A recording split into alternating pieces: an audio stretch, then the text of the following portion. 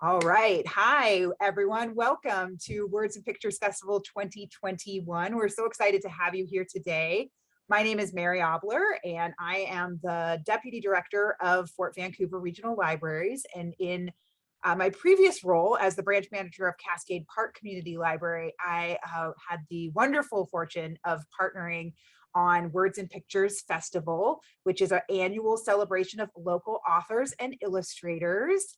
We're here in Vancouver, California, and I know we have people joining, Vancouver, Washington.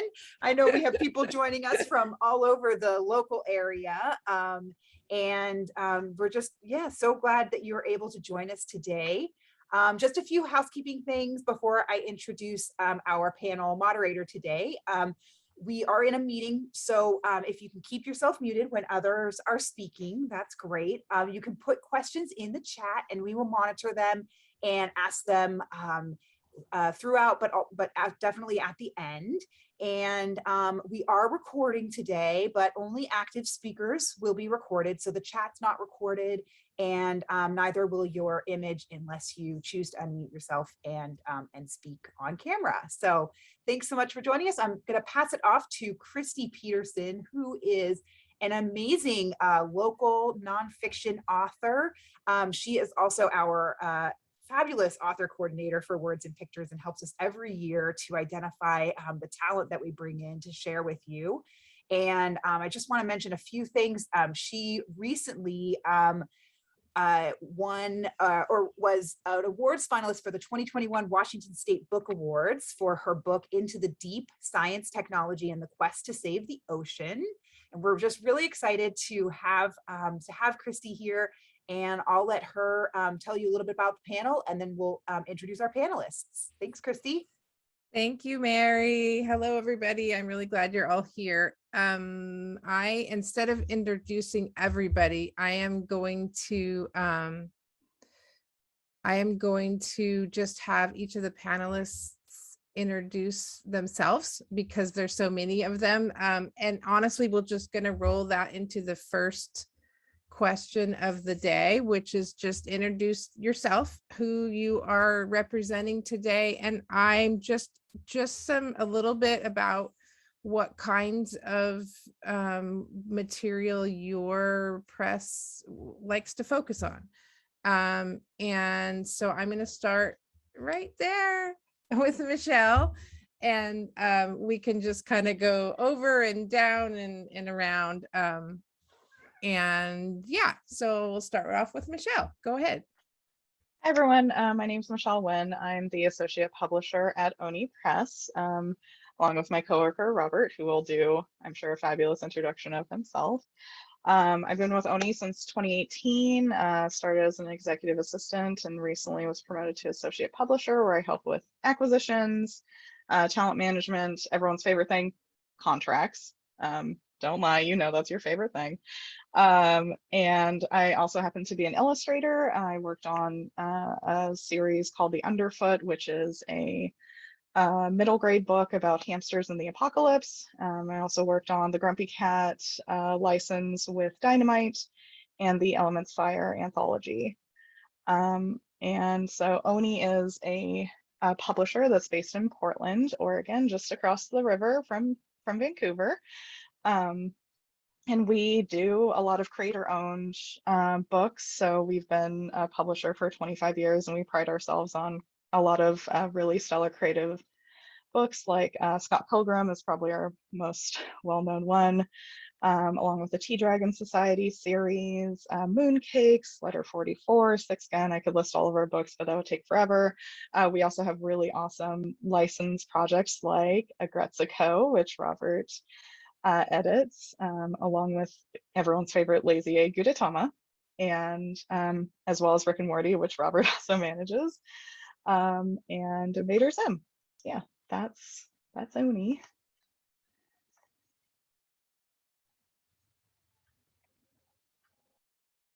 Sorry, I'm slow on the unmuting. We can jump over to Laura now. Hi, everyone. I'm Laura Stanfill. I am the publisher of Forest Avenue Press. We're based here in Portland as well. I founded the company in 2012 with a lot of amazing human beings helping out, including Liz Prado, who's here today. And we publish literary fiction on a joyride and the occasional memoir. And next we can pop over to Robert. Hey, good morning, everyone. Robert Myers. I'm a senior editor at Oni Press.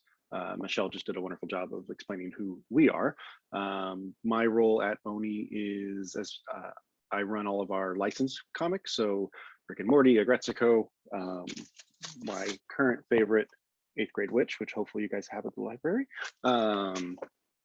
As well as I have a small big toe, small toe, finger, I'm not sure, appendage in our creator-owned work. I have a book that's not been announced yet, but recently acquired, and hopefully a few more coming up after that.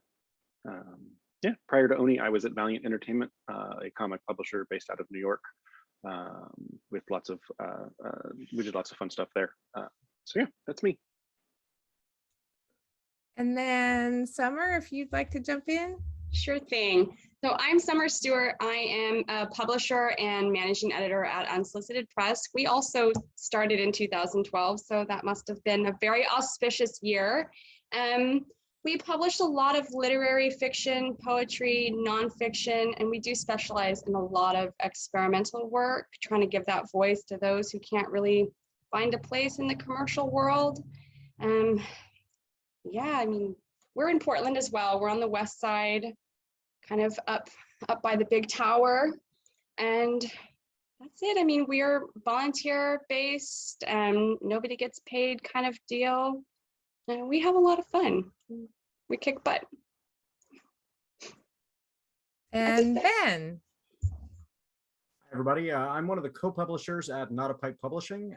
We started in 2013, so I guess we were late to the game. But we started off doing predominantly genre fiction, really looking for voices that were underrepresented in genre lit. So we're trying to find more people of color, LGBTQIA, neurodivergent voices in sci-fi, fantasy, that kind of thing. But then recently we've really spread into poetry, and that kind of happened through publishing some anthologies and then starting to publish those poets. And so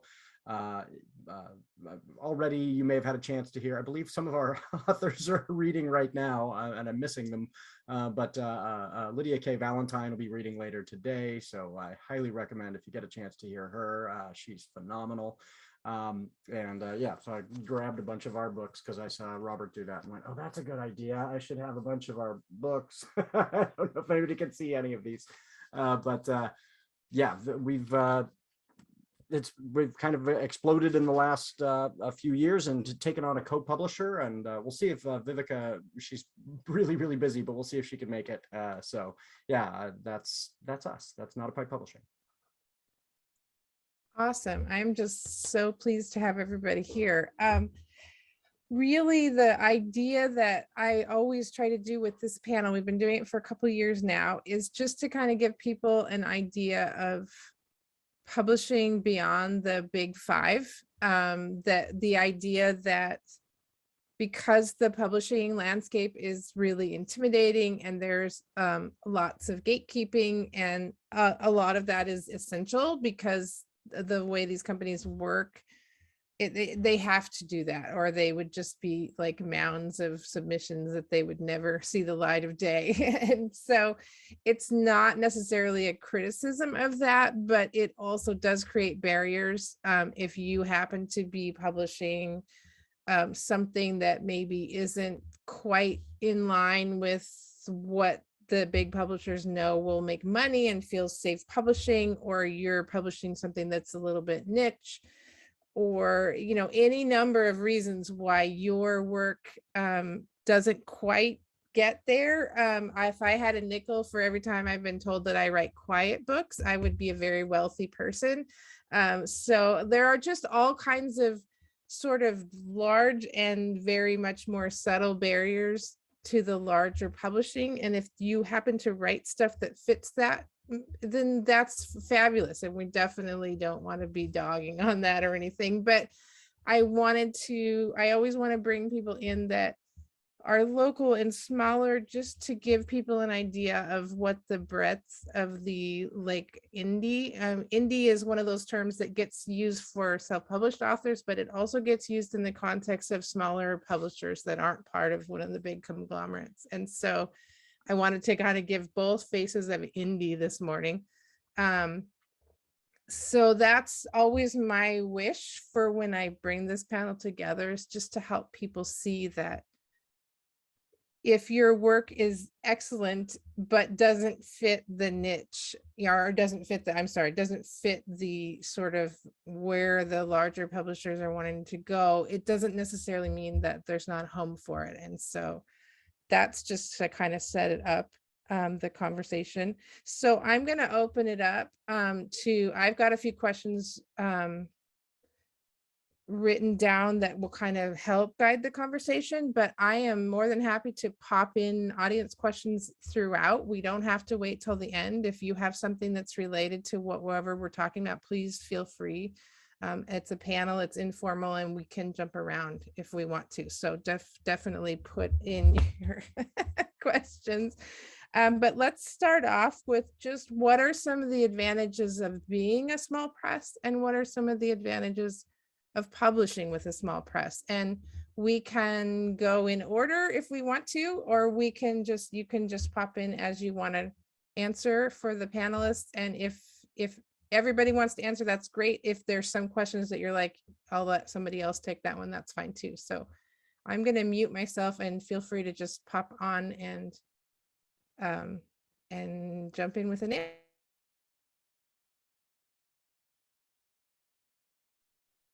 I'll go first.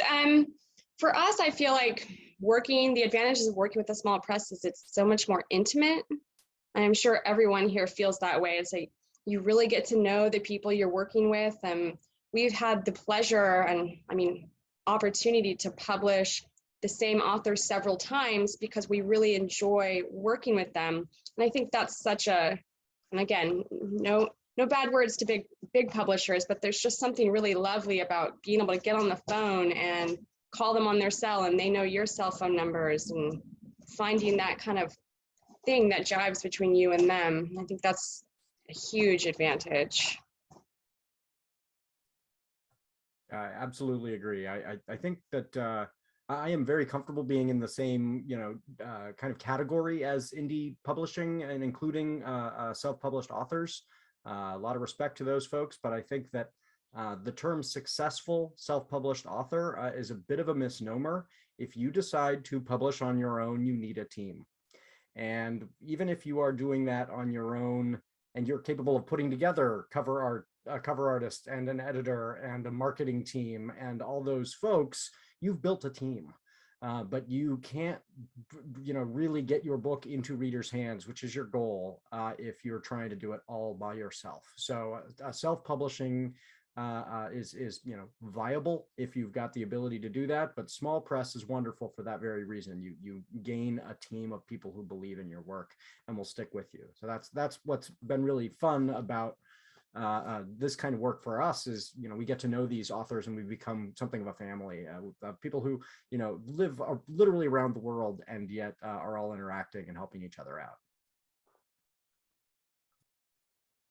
I'll add that as a small press publisher, one of my favorite and I think most important pieces is really taking good care of our authors' emotional and mental health, because publishing is a huge journey from the manuscript in your computer going out into the world. I'll add that my debut novel is forthcoming in April from another small press, and I'm feeling so caretaken by this other press.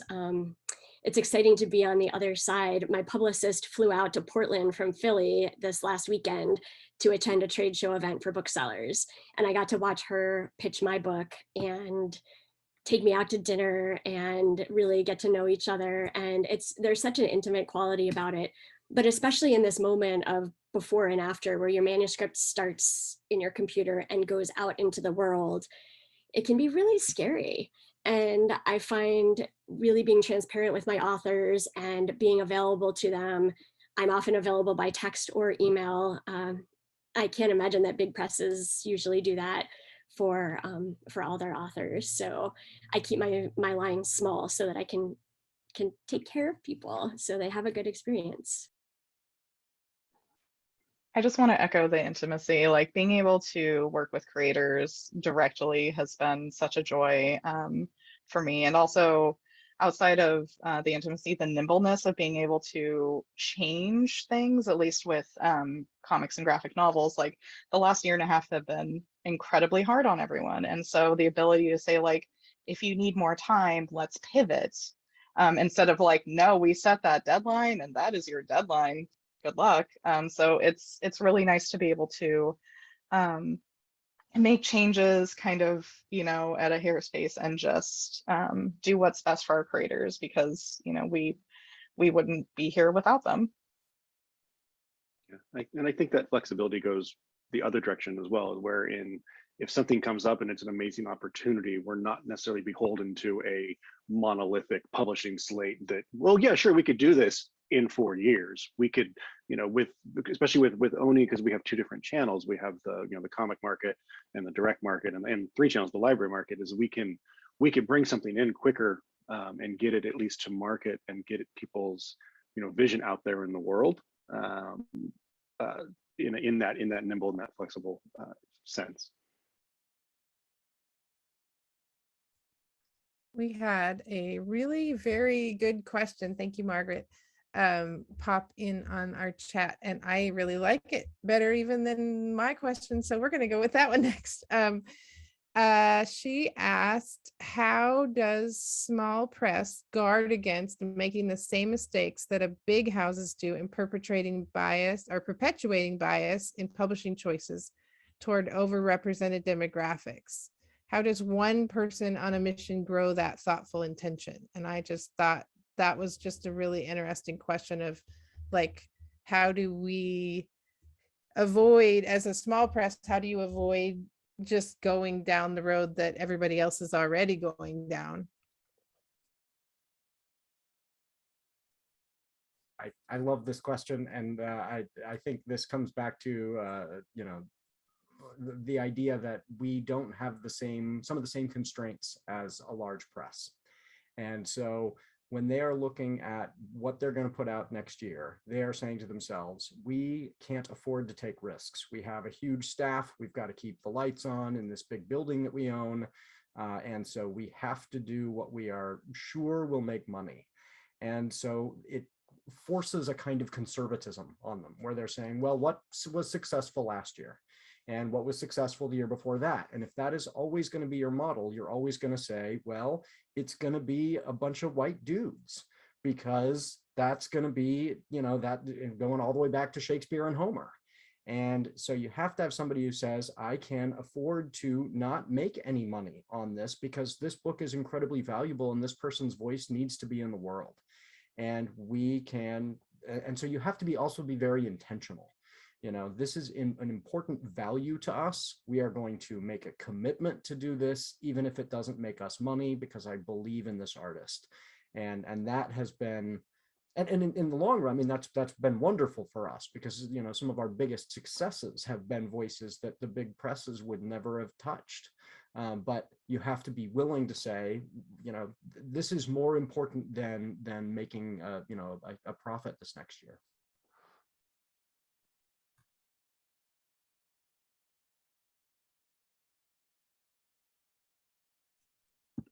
Oh, go ahead.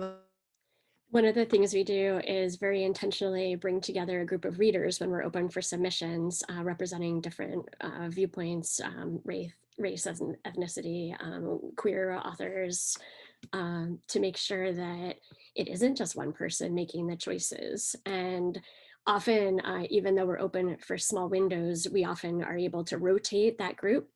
And it's incredibly empowering also for the people we bring in, because they understand from the backside what it's like to receive pitches and what makes a good query letter. And they can really often distill deep inside them what matters to them when they're looking at work, which is huge for their understanding and perspective of how the industry works. So for us, what we do is, sorry, Michelle, do you want to go? Okay. We strip all of our submissions. We take all of the identifying information off of them and store it somewhere else. And then we deliver those manuscripts out to our readers so they don't have the opportunity to do name bias.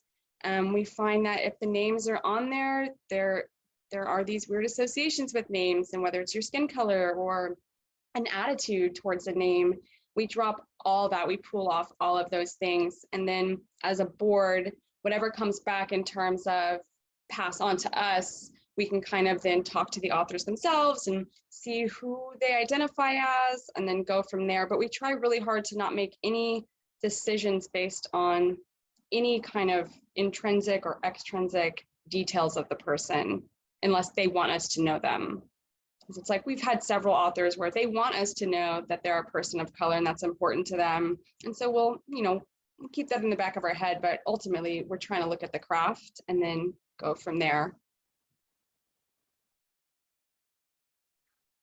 I think for us, it's also having representation in our staff and making sure that we have as many people as possible look at it. Like our acquisitions process is one of my favorites, because like we have all of our editorial crew read everything and like offer feedback, and it's like it's a no holds barred. Like everyone can just throw out their opinion and point out potential issues and just like their perspective and how they would interpret that as a book. So that's a really important process to us, to make sure that we're including as many voices as possible and as many unpredictable stories, as I like to put it. Like we don't want to be like Benjamin said, like just a bunch of white dudes submitting a bunch of superhero comics. Like that's not what we're about.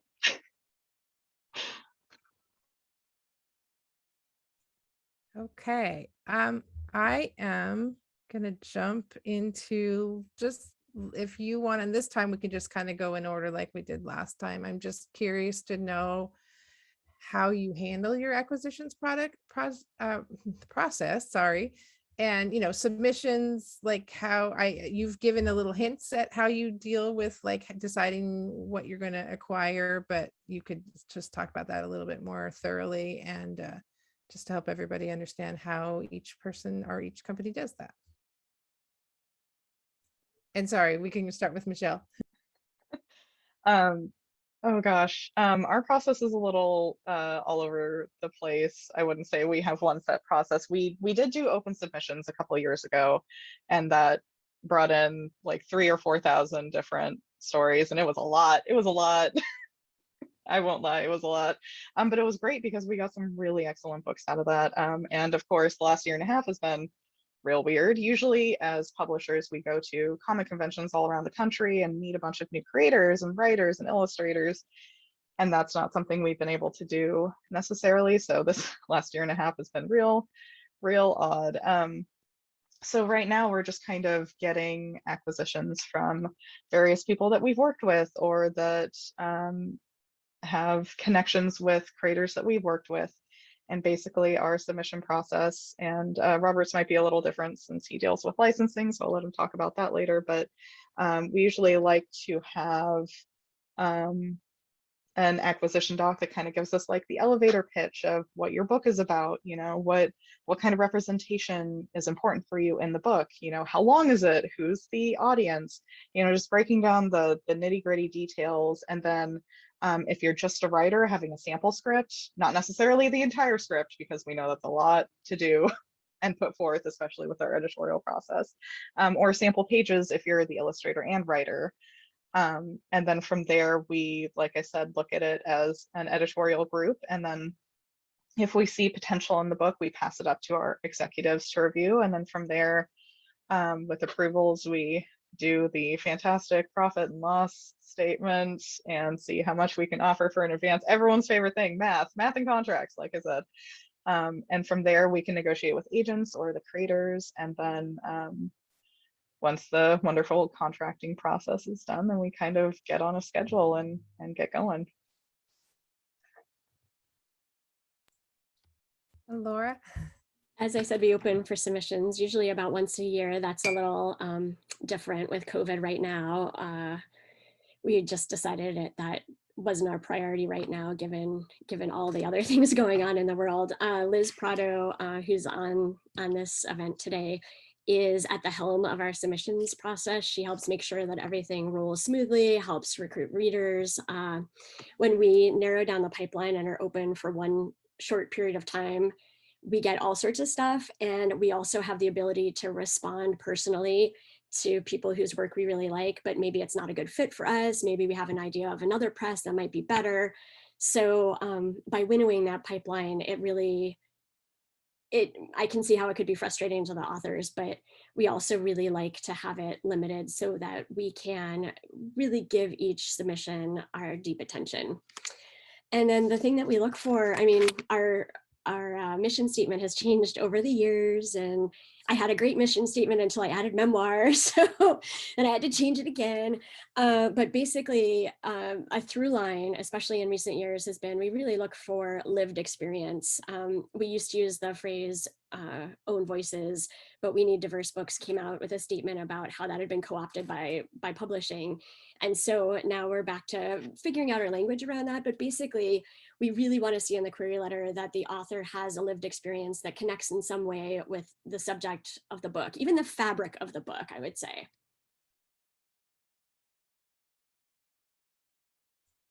And Robert.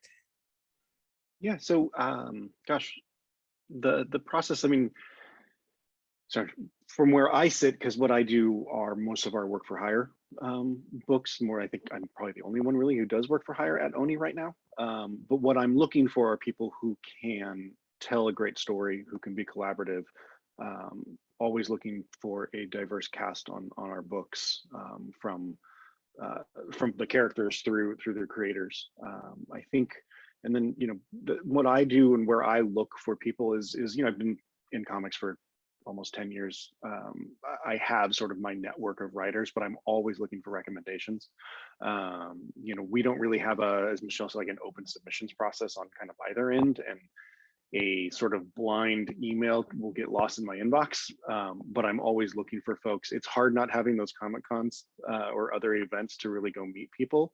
But I've gotten just in this last year some great recommendations from people that I know and trust, and have gotten some really fun stories and issues, books out of that. I think one of the big differences on the other end of our business is we have, because we're small and we have those personal relationships with people, as we kind of spoke with kind of at the top of the meeting. We're not necessarily like, I have friends that work at at Penguin Random House and at Abrams, and they've got a whole different system where they go and bid on things at auctions, and they're like in the different set of weeds than we're in.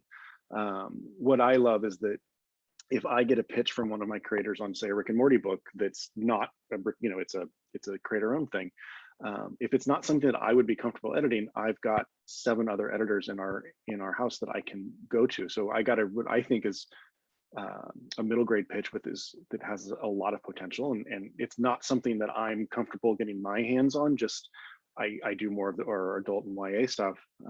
I can send it over to Grace and be like, hey Grace, will you take a look at this? And that starts even before we have an acquisitions meeting, where we then as a group interrogate the things that come through and look for all of those things. And some of that, to Margaret's question, is that's where we address a lot of those issues of the bigger houses that we see, is that we can talk about it openly in our smaller groups. Go ahead, Summer.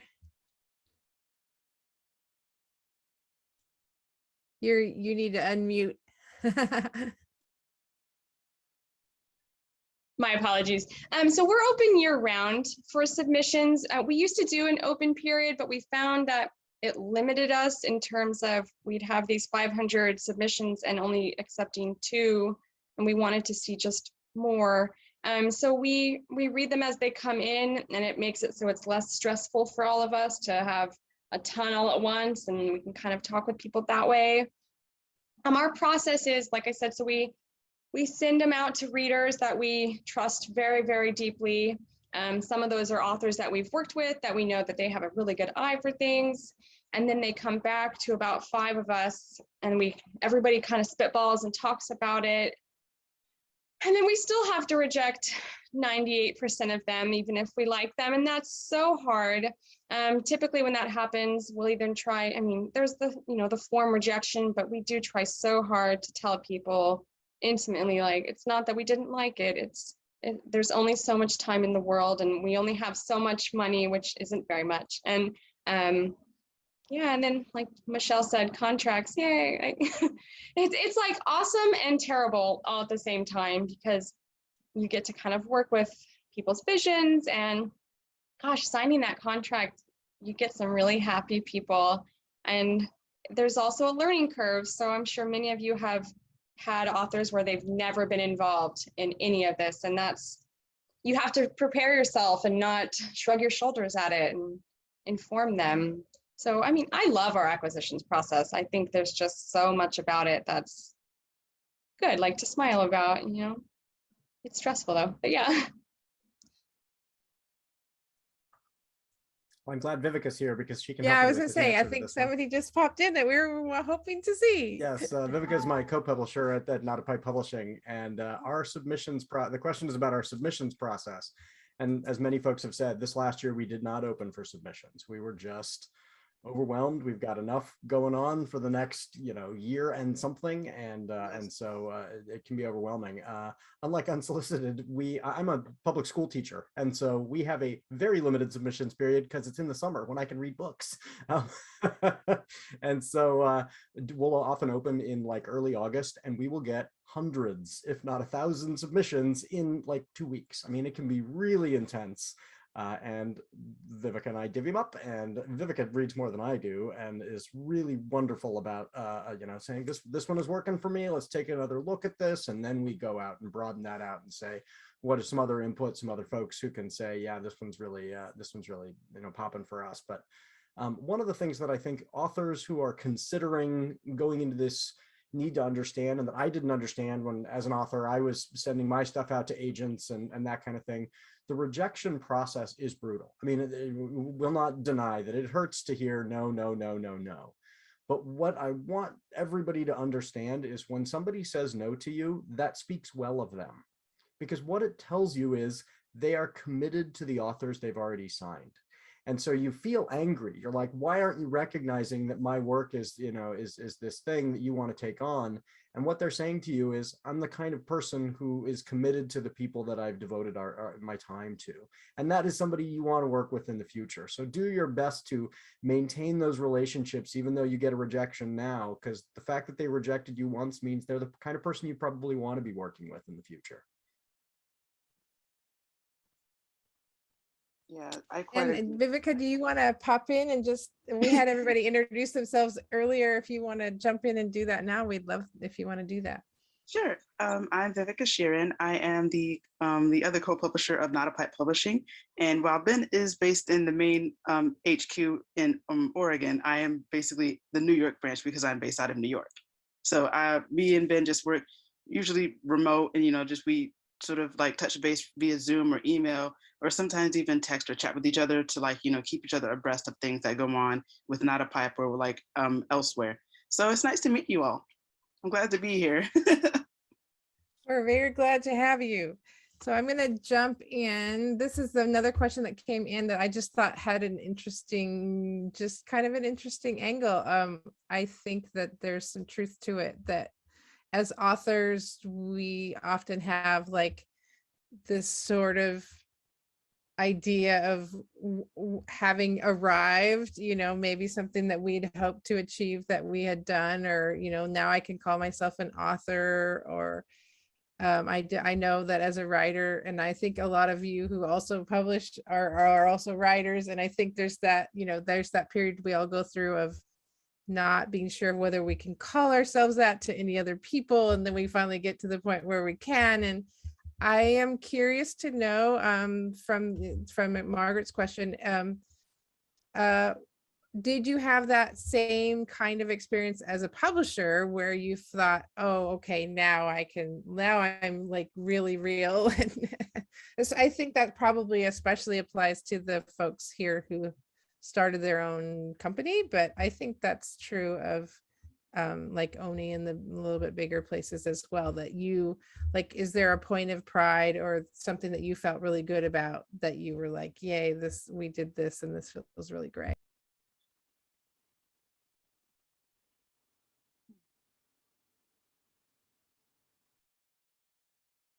Sorry, Margaret, none of us have arrived. I was going to say imposter syndrome's real. Well, I have two. One is getting distribution for Forest Avenue Press, because I, unlike some of you who work in publishing, didn't come into it from an actual publishing background. I was a journalist and I worked in publicity and marketing too. And so when I talked my way into getting national distribution with what is now Publishers Group West, PGW, it was a watershed moment, because I realized that I could obtain the dream I've always had, which was getting books on bookstore shelves for our authors. That's always what's been motivating me. I love independent bookstores so much. So that was huge. And I would say equally a really big moment for our press. We signed Ramiza Koya, who wrote a book called The Royal Abduls, and 6 months out from when her book was supposed to come out, she found out that she had 6 months to live. And our team pulled together, and it's a different sort of milestone, but to recognize that we could all come together and give someone their life's dream at end of life was one of the most remarkable and incredible experiences I've ever had.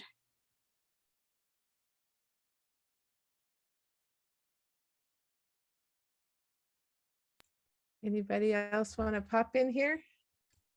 We had one that was not nearly that dramatic, but it was pretty cool. In let's see, 2015, the author Camilla Shamsi challenged the publishing industry to have a year of publishing women, to only publish women for a year. And because we were just starting out, we were at a place where we could go, yeah, we can do that. And so in 2018, we only published women for 1 year. Which has been wonderful for the company going forward, because now all those folks that we signed in that year or in the years before up till that year are the majority of our authors. But there was an article that was written that was like a 2-page spread in the Oregonian about it, and then it went viral. And it was in like the Times of India. I mean, it was all over the world. And so that was really cool as an experience. It did not translate into sales. And so one of the things you learn about this is the things that you think are the milestones are stepping stones. And, keep setting more of them, because, we've had some really wonderful successes and we keep needing to find new goals. I think that another success we could put up there is that we're actually sort of partnering with another press company. I think Pipeline Media is media, and they have this literary contest that they hold every year, and what winners what books or projects win, or are like the runners up, they send our way.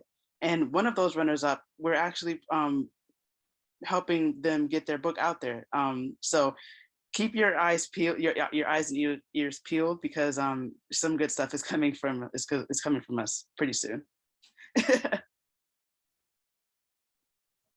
I would say, I feel like I think what Ben says is like everything's a stepping stone. You get excited about the one little thing, and then there's something else. The one thing that sticks out to me is our author, Patricia O'Donnell, her book, The Vigilance of Stars, was picked up by Maine Reads. So like the huge Humanities Council sent this book out to like 1,000 people in Maine. And that was wild, because we went from, we're over here and a lot of people on the West Coast know us, but nobody cares about us on the East Coast. And then all of a sudden we're getting calls from bookstores like, hey, how do we get this book? Why? And like, we're distributed. Like, you can just go on there and pick it up. There it is. It's returnable, we promise. So yeah, that was a huge deal. Of course, being able to afford going to AWP for one time in Portland was beautiful. I was huge and pregnant, but I stood there at that book festival the whole time. And there was something, there was something really lovely about that. And you have people who came and shook your hand, and now a few of those people are contracted with us. And that's exactly how, and you guys said about the comic conventions, how important that is, of meeting people in their faces and hearing them. So yeah, little steps.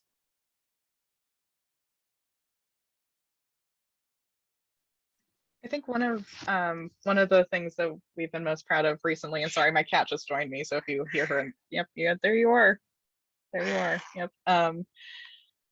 We started an imprint called Limerence Press, and that's for sex education and sex positive books. And we have a series called A Quick and Easy Guide, and it's like a quick and easy guide to they them pronouns, a quick and easy guide to queer and trans identities. And a lot of these books, like in the world where you're like, how bad is the world right now, we're getting huge orders from like doctors' offices and hospitals on they them pronoun books. And I'm like, yes, thank goodness, it's finally happening, like where people who touch lives in such a significant way are finding books that we're doing so important. And I think that was one of the bigger ones for me recently.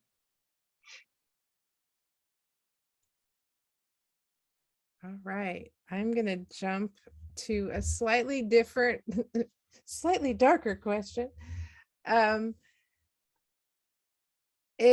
I think that we've talked about the advantages of being with a small press, but I know also that there are a ton of small presses, and not all of them are places that people would want to submit to or publish with.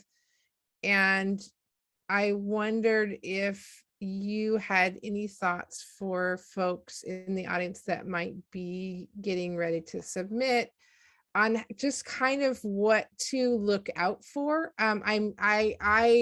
This question came from a place of, I had a friend who had a book picked up by a small press, and then it didn't go well. The press wasn't solvent, and then there were all kinds of issues. And so while most small presses out there are wonderful and fabulous, I thought that it might be helpful to speak to, like, are there like little warning signs or something that somebody should look out for if they are submitting somewhere and it's a small press, and oh well, maybe this is not where I want to be. So if anybody has any thoughts about that, that would be super helpful.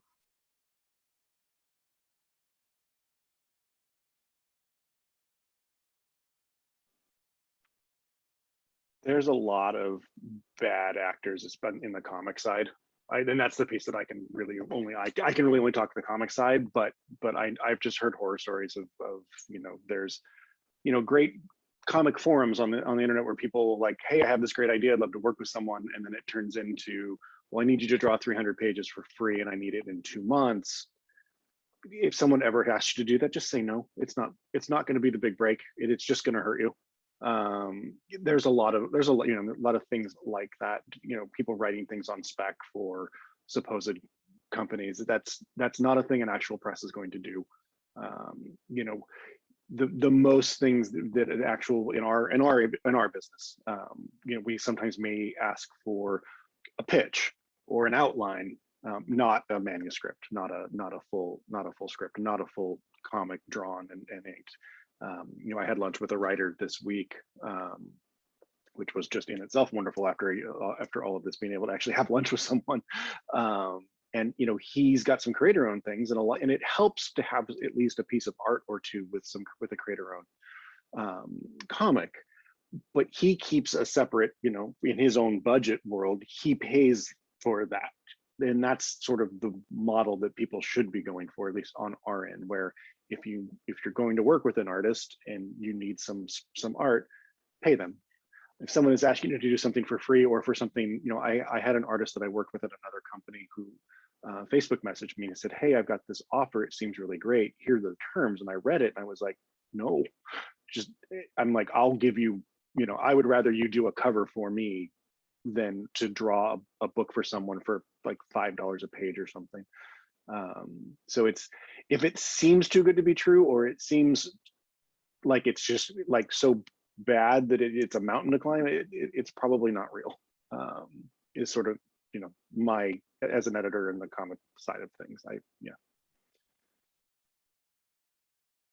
And our side is kind of the flip, and that is, I know that's, you know, frustrating as an author myself, because, you know, novelists, you do have to write the entire thing first, and that is, you know, that there are issues with that we should acknowledge, but once you get to that point and you have, you know, gotten the thing as polished up as you can, and you know, often people end up hiring editors on their own, you know, working with other folks on your own, and then you get it signed, you should not have expenses anymore. So things like, you know, Vivica is a remarkable editor, and we are editing in-house. And so somebody may hire an editor, and you know, we hire editors outside of, you know, if we've got too many projects going on simultaneously. But you shouldn't have, once you've been signed, you should not have to be paying for an editor. You should not have, we bring in sensitivity readers, or, you know, and Vivica's doing that work too. And you know, and Vivica is a genuine sensitivity reader, and can, you know, does that work for her other jobs too. So that should be done in-house. So if somebody is charging you things after they have signed you, that's a giant red flag.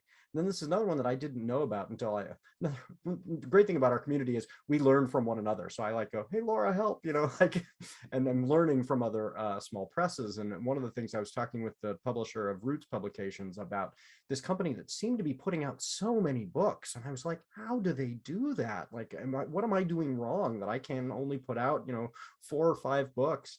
And she shared with me the concept of a paper mill. There are companies out there that will just put out a ton of books because they're not going to support their authors at all. They're going to slap a mediocre cover on there. They're going to toss it out into the world. And their hope is that they're going to make their money on kind of economies of scale. And so they're not going to support you as an author. So one of the most rewarding things, I guess, if there was one of the great milestones for us, is that the authors that Vivica was talking about that we signed recently, they contacted all of our other authors. And they said, what has your experience with Not a Pipe been? And then they reached out to us and said, we have heard such great things from your other authors about the way that you work. And I would encourage you to do the same. If you're considering working with a company, contact the other people that have worked with them and find out, are they going to, you know, pay me royalties on time? Are they going to, you know, call me back when I have a crisis? Are they going to, you know, give me that, you know, extension on that deadline because something's going on in my life and they value my mental health? Those are the kinds of things to find out, because you are the artist and deserve to be treated as such. And some companies are going to treat you like a commodity. I will also add to that communication on top of everything is key. Nothing gets started and nothing gets finished when it comes to communication. There must always be a constant line of communication between you as the author, you as the editor, you as the publisher, and just all the way down and all the way up to the top and just everywhere. Communication is key. Without communication, you know, books don't get published on time, you know, edits don't get turned in on time. Everything relies on communication. And if you don't have that constant line of communication, you're going to have some kinks in the machine. Yeah, that's a thing I talk about a lot. We used to do a kind of a craft of comics panel, and people would ask, like, you know, what's the number one thing you could tell, you know, someone coming in? And like, communicate. If you're late, just tell me. If you know, we understand, like, people get sick, people have, you know, kids, pets, calamity happens, right? Just communicate with us and tell us. Yeah, I can't, I'm so glad you said that, Vivica. Thank you. Yes, it's just, Sorry, go ahead. I'm sorry. I just wanted to add that publishing is quite literally a conglomerate at this point. And, you know, outside of communication, you also have to have some type of communication, some type of connection and bond to people. And, you know, to make sure that, you know, you're putting your best foot forward every day. And I get it. People get out of bed on the wrong side, things happen, but, you know, when they happen to you, it is your responsibility to, keep that to yourself instead of, putting it on other people and taking your anger out on other people or your emotions. And after, well, this pandemic has just shown that empathy is key. Like empathy is needed. And, to put yourself in others' shoes and to never, ever, ever cut yourself off emotionally.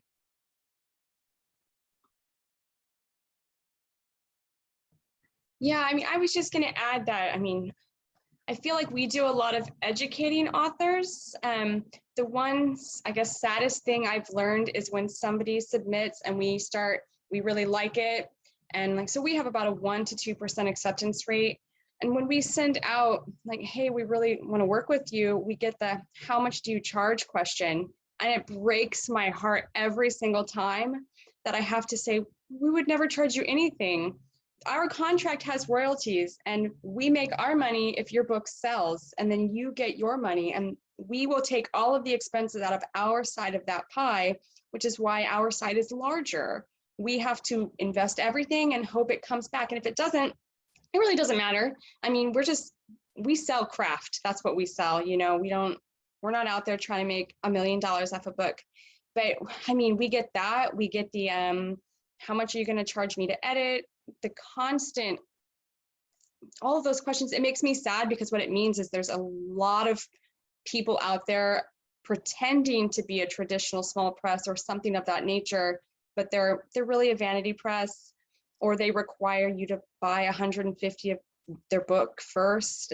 It breaks my heart. So yeah, we work really hard on educating also. And I think as a small press, I think you almost have to be in that role a little bit and expect it so you can help them.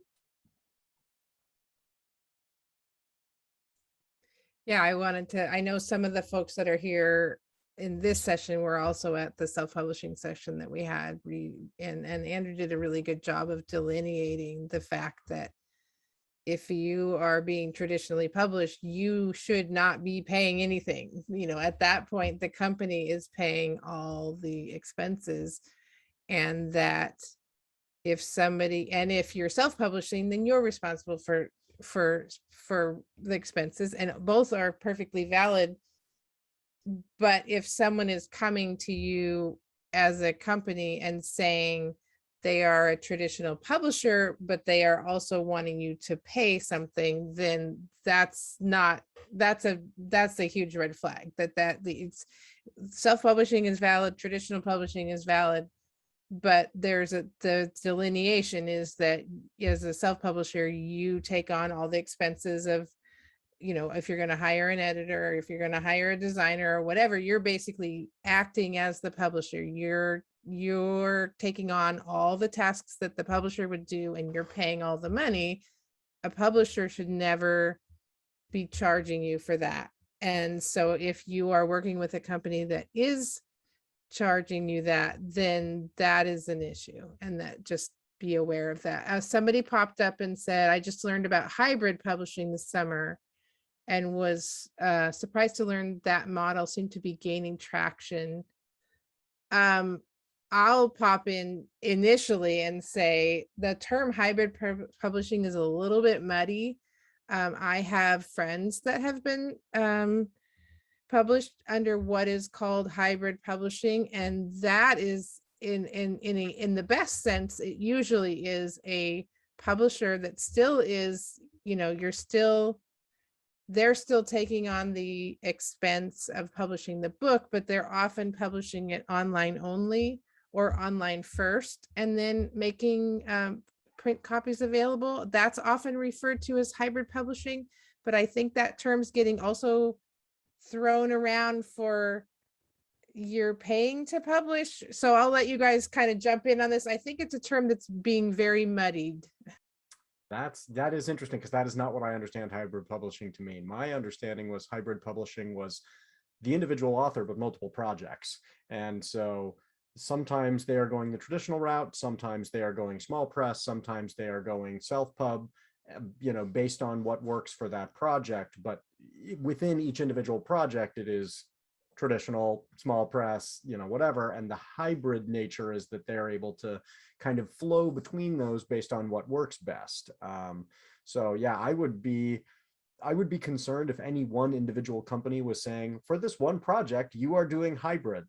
No, for this one project, you're doing one or the other. Like, so that to me, again, would be a red flag. I think of hybrid as somebody saying, you know, this, I was able to get this picked up by a traditional publisher, and they are the best place for this. And then for the next thing saying, you know what, even if a traditional publisher wanted this, I think the best place for this is a small press.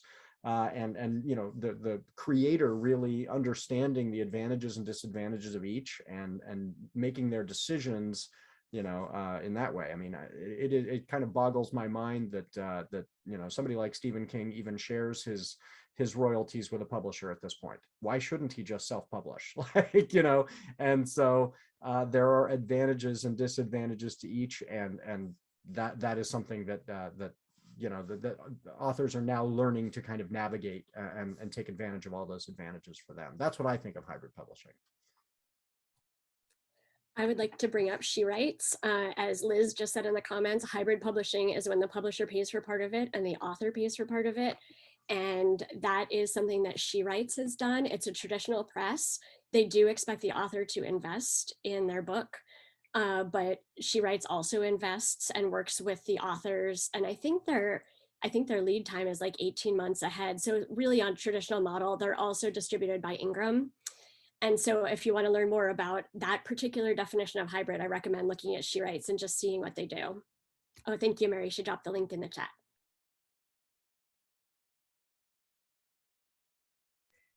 Yeah, and I think that, I mean, that we're basically sort of reiterating the point of the fact that hybrid publishing seems to have more than one definition.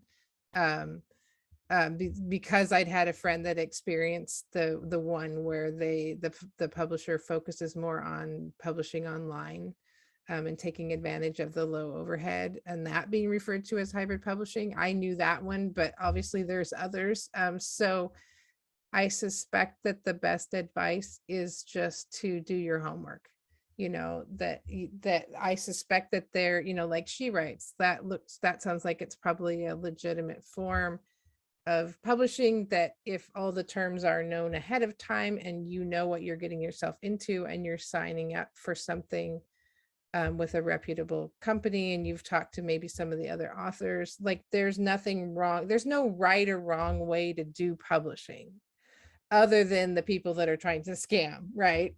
So, like, you know, self-publishing is a legitimate way to do it. Traditional publishing, some of this other stuff, people have gotten really creative. I think it's just the best thing to do is just to do your homework, make sure that you are not signing up for something that's going to come back later to bite you because you didn't realize that this company was doing something that was maybe a little underhanded and that sort of thing. So we are coming up on our closing out time. So I don't know if anybody has any last minute things that they wanted to add, but I'm really glad you all came. And I'm gonna mute myself for just a second if anybody wants to pop in for any last minute words.